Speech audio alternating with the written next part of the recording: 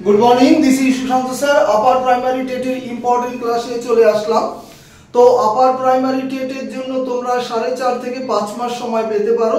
आज के अक्टोबरेर 18 तारीख। तो देखो अपार प्राइमारी टेट प्रत्येके जेन 150 नम्बरेर होबे।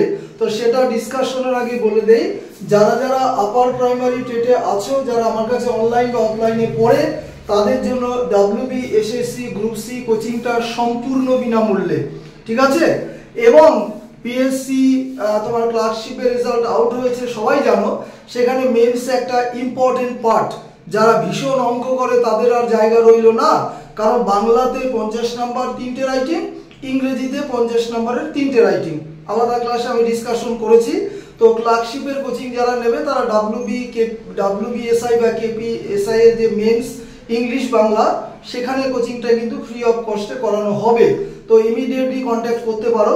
তো আজকের টপিকে যাই, আপার প্রাইমারি টেট কৌশল ও লক্ষ্যভেদ। প্রথমে কি বলেছে, বেঙ্গলি 30 বাংলা, খুব সহজ নয়। দুটো প্যাসেজের মধ্যে দুটো প্যাসেজের উপর কোশ্চেন আনসার সেট হবে ব্যাকরণ সহ। আর কি থাকবে, পেডাগজি মানে শিক্ষাদান পদ্ধতি, অনেকটাই কঠিন পার্ট, একদম ভিন্ন ধর্মী পার্ট। অতএব পেডাগজি ক্লাসগুলো কিন্তু তোমাদের অ্যাটেন্ড করতে হবে, ঠিক আছে, যারা অফলাইন বা অনলাইনে আছো। ঠিক তারপরে দেখো ইংলিশ অনেকটাই কঠিন, সিটেটের লেভেলের কোশ্চেন না হলো মোটামুটি ওরকম ধরনের কোশ্চেন হয়। এখানে কিন্তু দুটো প্যাসেজের উপর কোশ্চেন থাকবে উইথ গ্রামার এবং অবশ্যই 15 নম্বরের পেডাগজি। তাহলে পেডাগজিটা 30-এর মধ্যে অ্যাড করা আছে। 3 নম্বর হচ্ছে CDP, child psychology, child development and psychology. এখানেও কিন্তু ট্র্যাডিশনাল কোশ্চেন সিলেবাসের উপরে থাকবে উইথ পেডাগজি, শিক্ষাদান পদ্ধতি। আর যেটা ইম্পর্টেন্ট পার্ট সেটা হচ্ছে সায়েন্স আর সোশ্যাল সায়েন্স। যারা বিজ্ঞানের ক্যান্ডিডেট, সায়েন্সের ক্যান্ডিডেট, তাদের জন্য 60 নম্বর বরাদ্দ করা আছে, সিলেবাস আছে। আর যারা আর্টসের ক্যান্ডিডেট তাদের জন্য সোশ্যাল সায়েন্স বা আর্টস ব্যাকগ্রাউন্ডের যে টপিকগুলো থাকে, হিস্ট্রি, জিওগ্রাফি, পলিটি, এনভায়রনমেন্ট, এগুলো কিন্তু অবশ্যই থাকবে।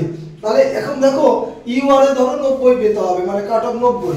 তো সেখানে তুমি 90 পেলে খুব লাভ হবে না, ওটা 120, 25, 30 পর্যন্ত টানতে হবে, তাই না?